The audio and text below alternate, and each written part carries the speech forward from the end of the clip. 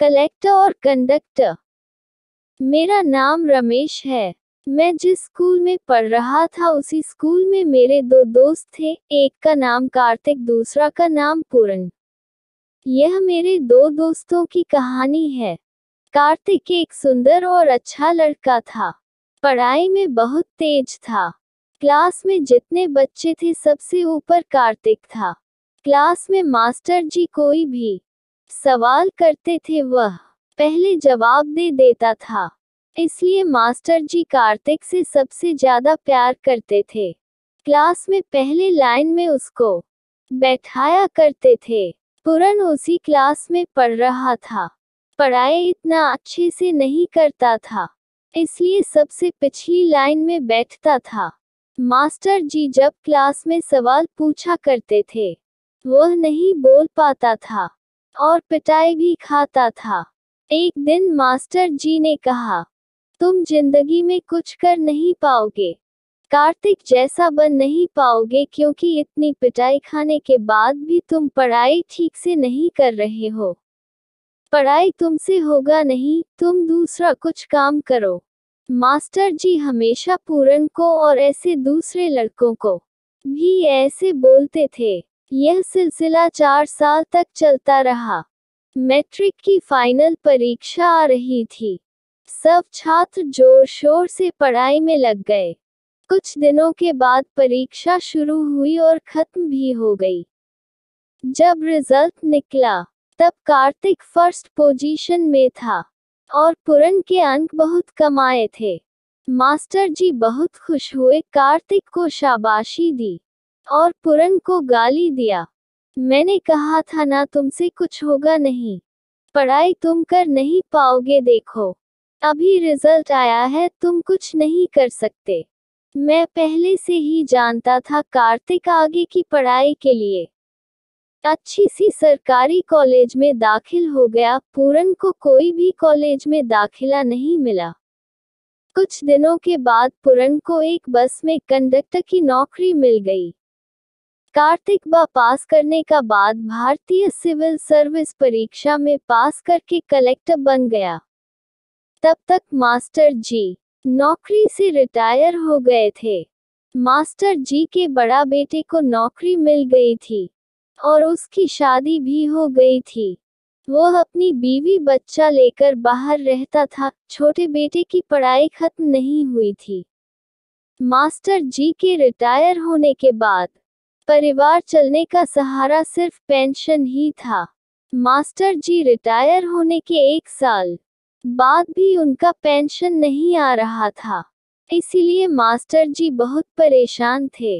Master जी ने सोचा, Kartik collector है, मैं उसको जाकर बोलूंगा मेरा पेंशन सही करवाने के लिए।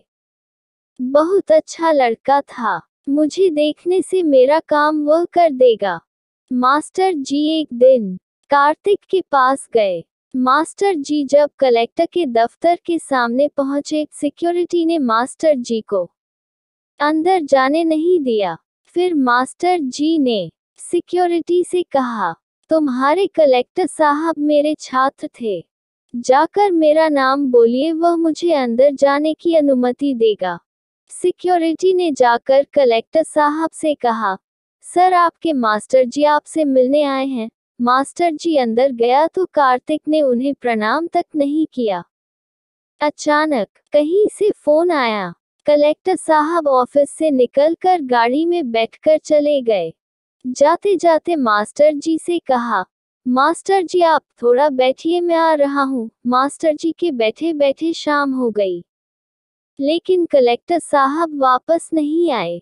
उनका चपरासी मास्टर जी से कहा, मास्टर जी कलेक्टर साहब और आज नहीं आएंगे, आप चला जाए। कार्तिक का बर्ताव मास्टर जी को बहुत ताज्जुब लगा। मास्टर जी जब घर से निकले थे, उनके पास ज्यादा पैसा नहीं था, सिर्फ आने जाने का खर्चा लेकर गए थे। उनके पास पैसे भी नहीं था, इसलिए वे सारा दिन कुछ खाना भी नहीं खाए। ऐसी परिस्थिति में मास्टर जी हताश और निराश होकर वापस बस स्टैंड में पहुंच गए। मास्टर जी का मन बहुत विचलित हो रहा था। एल वह क्या करेंगे, कैसे जाएंगे? कुछ उनका दिमाग सही नहीं चल रहा था। इसी अवस्था में मास्टर जी एक बस में सवार हो गए। उसी बस में पूरन कंडक्टर था।